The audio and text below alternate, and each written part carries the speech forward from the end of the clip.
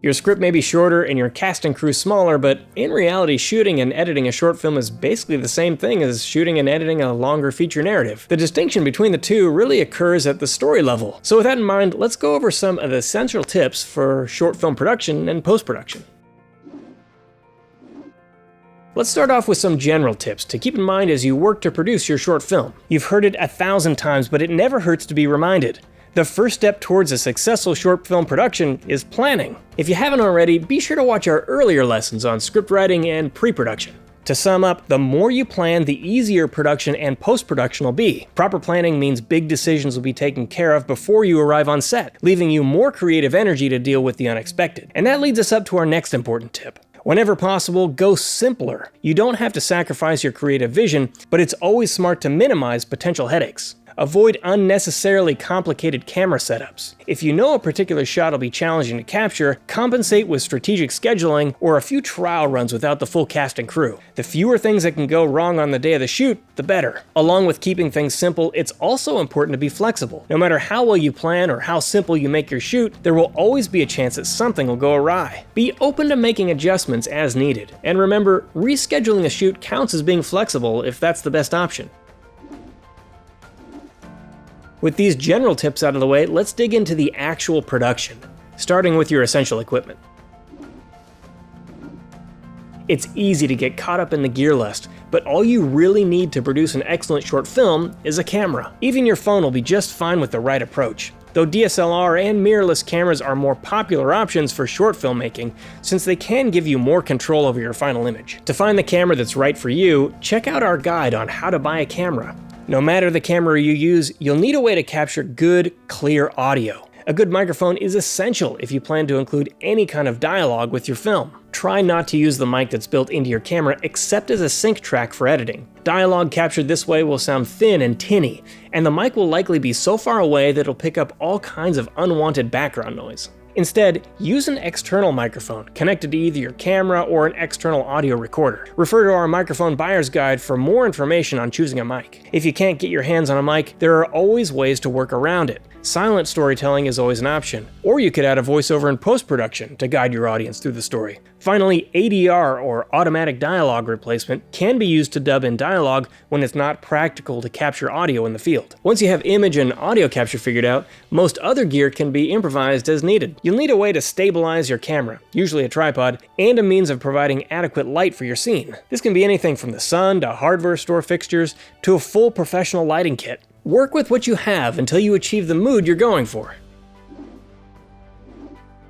The first thing you can do to ensure your footage looks awesome and helps tell a story is to give your camera proper support. A tripod is your best option, but you can make do with a table or other solid surface in a pinch. Next up, exposure. An over or underexposed image is difficult or impossible to recover in post-production. Make sure to get exposure right in the camera for the best results. For more information, refer to our article on the exposure triangle. Focus is another important element that you need to get right during the shoot. You can use focus to direct the viewer to the most important elements of your scene.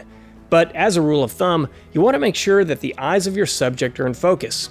If your camera offers focus magnification, use it. During the shoot, it can be tempting to rush through each setup.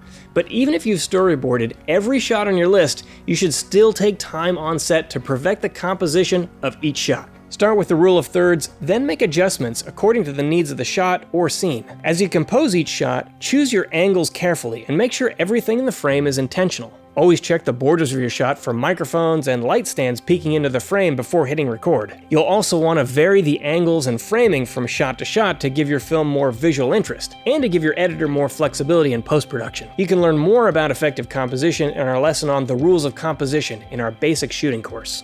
Adding movement is another great way to add interest to your shots, but it can be tricky to get right without the proper gear. A slider or a gimbal will give you smooth, controlled camera movement, but if you don't have the budget for one, you can improvise. Skateboards, wheelchairs, even DIY sled stabilizers are all cheaper options to explore. Just make sure to avoid distracting shake as much as possible. Audio is just as important as video when it comes to telling your story.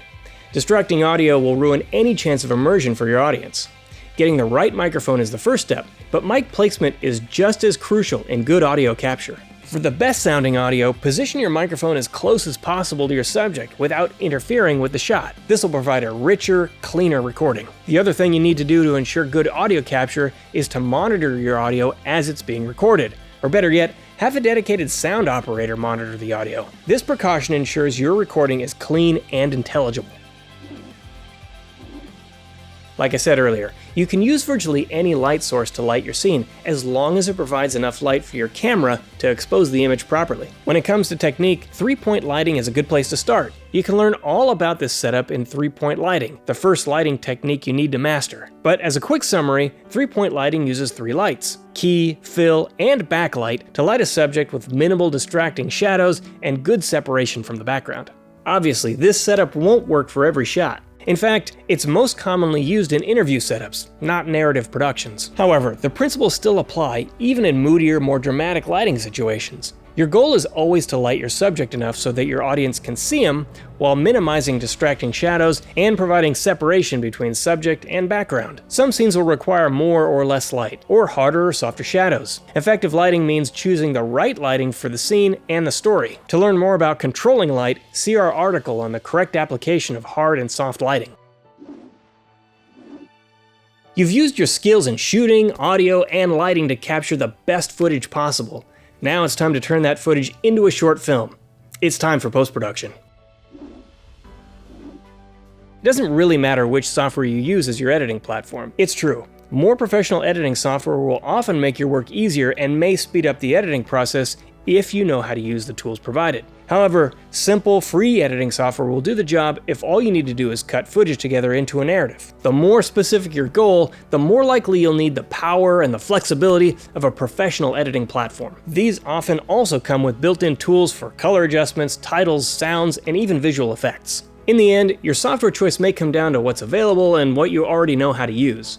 To learn more about choosing the right software for your production, check out our Editing Software Buyer's Guide. Editing is an art form, and as such there are many nuances and subtle techniques that require practice and experience to master. At the core, however, your goal is to use the footage you captured during production to tell a story in the most concise and effective way possible. To start, you'll want to keep your footage organized from the start all the way through to the edit. Descriptive file names and good folder structure will help you work faster and avoid the dreaded media offline error. An organized timeline will keep you from getting overwhelmed with different clips and assets as you work through a scene. Once you have your footage organized, you'll assemble all your story elements into a rough cut. From there, you can refine your cut until you're happy with the result. As you work, consider pacing, rhythm, and the relationship between different shots. Keep your edit as concise as possible and cut whatever isn't working to better tell your story. You can get an overview of the basics in the editing techniques lesson of our Basics Video Editing course. Once you're happy with the way the story flows through the edit, you can start finishing your film to make it look and sound exactly the way you want. The finishing process includes sound design, color correction, and adding titles and visual effects if needed. Sound design includes cleaning up and editing dialogue, as well as adding sound effects and music. Fix or remove any imperfections and adjust the volume of every clip to an appropriate level. Don't let your background music or sound effects impact the clarity of your dialogue. For color correction, the goal is to match clips so that everything is properly exposed, white balanced, and consistent with other clips in the timeline. In the color grading phase, you'll get creative with color casts to give each scene and the overall film a mood and tone that's appropriate to the story. When it comes to titles, in general, you'll want to keep them simple. In addition to being easy to read, simple titles tend to hold up better over time. On the other hand, your title should also match the tone of your production. Choose fonts and designs that effectively convey the information, while also adding to the overall aesthetic of your film. Finally, good visual effects take time and skill to pull off, but they're not out of reach. Just make sure if you're going to rely on visual effects to tell your story, that it's included in the schedule and budget from the beginning. Every visual effect will be different according to the needs of the project, so now's the time to practice your creative problem-solving skills. Online tutorials are a great resource if you need help creating a specific effect. All that said, filmmaking is an art. There are plenty of rules and conventions that can help keep production moving in the right direction, but you should feel free to break the rules when it makes sense to you. Every story and every production is different. Use the tools and techniques that best fit your story. This is just one of 10 videos we offer on short filmmaking. To watch the rest and get access to the short filmmaking checklist, click the link in the description.